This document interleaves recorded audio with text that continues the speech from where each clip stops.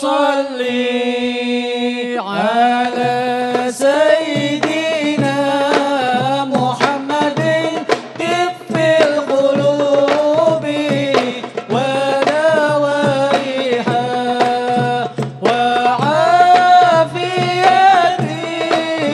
الأبدان وسخيها ونور الأبصار وديائها وعلى آله وصحبه وسلم. اللهم صل على سيدنا محمد طب القلوب ودوائها وعافية الأبدان وسخيها ونور الأبصار وديائها وعلى آله وصحبه وسلم. وعلى آله وصحبه wasallim. Masya Allah, tabarakallah. Terima kasih pemirsa. Masih di Damai Indonesiaku spesial doa untuk Prabowo dan Gibran. Nah pemirsa, setelah tadi kita mendengarkan sejumlah tausiah dari guru-guru kita, ada Ustadz Irfan Has dan juga Ustadz Riza Muhammad. Berikutnya kita akan mendengarkan bersama-sama bagaimana tausiah yang disampaikan oleh guru kita Kiai Haji Khalil Nafis, yaitu Hubbul Watan Minal Iman atau cinta negeri bagian daripada iman. Kami persilakan untuk Kiai Haji Khalil. Assalamualaikum warahmatullahi wabarakatuh.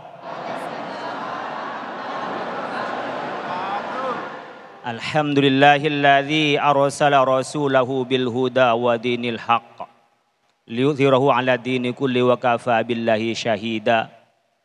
Asyhadu an la ilaha illallah wahdahu la syarika la wa asyhadu anna sayyidana Muhammadan abduhu wa rasuluhu la nabiyya ba'dah. Allahumma shalli wa sallim ala sayyidina Muhammad wa ala alihi wa ashabihi wa man tabi'ahum bi ihsan ila yaumil qiyamah, amma ba'du. Ibu bapak sekalian, saya mau tanya, presiden kita siapa? Yai Sumarno presidennya siapa sekarang? Prabowo, berarti sudah ngikuti pelantikan ya. Apa tadi pesan-pesan Pak Prabowo pidato pertamanya? Nggak ngikutin. Ibu bapak sebagai rakyat itu harus mengikuti pergerakan pemimpin karena cinta terhadap negeri ini. Maju tidak majunya sebuah negara tergantung pemimpinnya.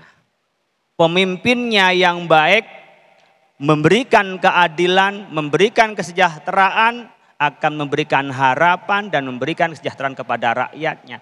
Maka karena kita cinta kepada negeri ini, kita harus tahu pemimpinnya, visi pemimpinnya, dan mentaati pemimpinnya selama pemimpin itu tidak mengajak pada kemaksiatan kepada Allah. La ta'ata li makhluqin fi maksiatil khaliq. Enggak boleh kita taat kepada pemimpin yang itu maksiat. Makanya kita harus tahu, pidato pertama kita akan membuat ketahanan pangan untuk Indonesia. Ibu-ibu nanti enggak usah repot-repot cari makan siang, sudah disiapin makan siangnya. Nanti ada ketahanan energi. Karena nanti kalau udah perang ini banyak semua, enggak ada energi yang bisa dikirim ke Indonesia. Kita kaya dengan alam kita bisa energi. Kalau itu jujur, kalau itu adil, kalau itu bisa melaksanakan dengan baik, bisa terlaksana. Karena Indonesia adalah negara yang besar, negara yang makmur, dan orang-orangnya pintar. Kalau itu adil dan bisa melaksanakan. Ada yang dilaksanakan lagi, disampaikan bagaimana politik luar negerinya. Politik luar negerinya adalah bebas dan aktif. Dan masih memperjuangkan bahwa Palestina adalah negara yang dijajah dan kita anti penjajahan. Ibu bapak, karena kita cinta kepada negeri ini, maka kita ikuti ati Allah wa ati Rasul wa ulil amri minkum. Kita taat itu karena Allah memerintahkan kita taat kepada Allah dan Rasul dan para pemimpin. Apa tugas negara Bapak Ibu sekalian? Tugas negara itu harus melaksanakan tugasnya. Kata Syekh Al-Mawardi fi hirasatid din wa siyasatid dunya. Menjaga agama dan memberikan kesejahteraan. Jadi ibu bapak sekalian, kalau jadi rakyat di samping berkewajiban taat, berkewajiban juga mengetahui pemimpinnya. Man ra'ahu fihi i'wijajan falyuqawwimhu. Kalau melihat ada pemimpin yang itu miring-miring, ya, agak pincang-pincang, jalannya keluar dari kebenaran, apa yang bisa kita lakukan? Falyuqawwimhu, luruskan. Itu kata Sayyidina Abu Bakar pada saat pidato pertama sebagai khalifah. Jadi kita sebagai rakyat berkewajiban apa? Berkewajiban taat dan wajib ngontrol terhadap pemerintah. Wajib taat, jangan langsung underestimate. Wah, Pak Prabowo nanti ini menteri-menterinya dipanggil kok nggak cocok ini. Ya, ini ada yang cocok dan yang nggak cocok. Beri kesempatan dulu untuk bekerja. Siapa tahu Allah memberi pertolongan yang nggak mampu menjadi mampu. Tapi bisa juga kalau tidak menolong, yang mampu pun bisa tidak mampu. Beri kesempatan, beri dukungan oleh kita. Selama itu perintahnya kebaikan, maka kita harus taat. Makanya ibu bapak sekalian, sebagai ustadz hari ini kita mendoakan kepada pemimpin kita. Karena fungsi kita, ustadz-ustadz ini, kiai-kiai, fungsinya itu adalah shadiqul hukumah dan khadimul ummah. Fungsi kita ini adalah menjadi mitranya pemerintah dan menjadi pelayan terhadap umat. Nih Ustadz Reza lagi sakit demi melayani ibu bapak sekalian. Itu ceramah, lihat tadi. Keringatnya paling banyak. Ibu bapak bisa ngeri-ngeri ngelihat keringatnya beliau itu. Apalagi yang di depan yang muda-muda. Ini beliau Ustadz Irfan itu dari Wonosobo jauh-jauh ke sini. Yai Sumarno mulai jam 12 di sini. Untuk apa? Khadimul ummah, bukan khadimul ummahat. Kalau ummahat itu berarti cari ibu-ibu. Itu lain, beliau memang sering nyari ibu-ibu. Ibu-ibu muda. Khadimul ummah, melayani umat. Kadang-kadang jadi ustadz itu bapak sekalian. Tengah malam pun orang telepon nanya hukum. Hukumnya ini bagaimana ustadz? Enggak tahu kalau ustadznya capek atau gimana, pokok telepon. Bahkan kadang-kadang jam 10 malam itu ibu-ibu telepon sama ustadz. Apa enggak ngerti malam Jumat dia ibadah? Benar ini. Orang nggak kenal, nggak apa. Nanya sama ustadz tentang hukum. Kalau tidak dijawab dibilang ustadznya sombong. Coba lihat ustadz-ustadz itu jarang-jarang pulang. Jarum super, jarang pulang, suka pergi. Itu ustadz-ustadz jarang pulang. Ini karena apa? Khadimul ummah. Menjadi pelayan terhadap umat. Saat yang bersamaan ustadz-ustadz, kiai-kiai, ulama itu adalah shadiqul hukumah. Menjadi mitranya pemerintah. Yang namanya mitra gimana? Namanya teman. Yang baik didukung, yang tidak baik pasti diingatkan. Kadang-kadang diingatkan dengan cara bisik-bisik. Kadang-kadang dengan cara nasihat. Kadang-kadang juga dengan cara diteriakin. Di demo, itu cara memperingatkan juga. Oleh karena itu Bapak sekalian, orang berteman antara ulama dengan pemerintah harus dilakukan dengan 3 hal. Dengan 3 ta atau 3 T. Yang pertama harus ta'aruf wa tafahum. Harus saling ngerti. Oh ini pemimpin baru. Visinya ke depan adalah bagaimana bikin kemakmuran. Karena kami cinta, maka kami harus melakukan pemahaman. Apa yang dilakukan pemahaman? Yang pertama bahwa negeri ini berdasarkan Pancasila dan sila yang pertama adalah ketuhanan yang Maha Esa. Tunjukkan kita cinta negeri ini berdasarkan agama kita. Karena Rasulullah SAW mengajarkan cinta negeri ini, cinta negeri ini. Rasulullah itu cinta kepada negerinya di Mekah.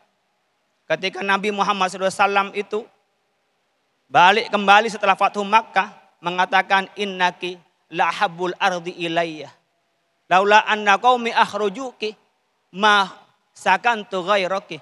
Saya ini melihat, kata Rasulullah, Mekah ini paling indah dan saya paling mencintai Mekah, tempat kelahirannya. Kalau tidak karena ada masalah dengan kaumku, aku tak akan pergi ke Madinah. Maka Nabi berdoa ketika di Madinah, Allah habib ilayyal Madinah kahubbina fi Makkah. Ya Allah, berikan kami cinta terhadap Madinah sebagaimana cintaku ke Mekah.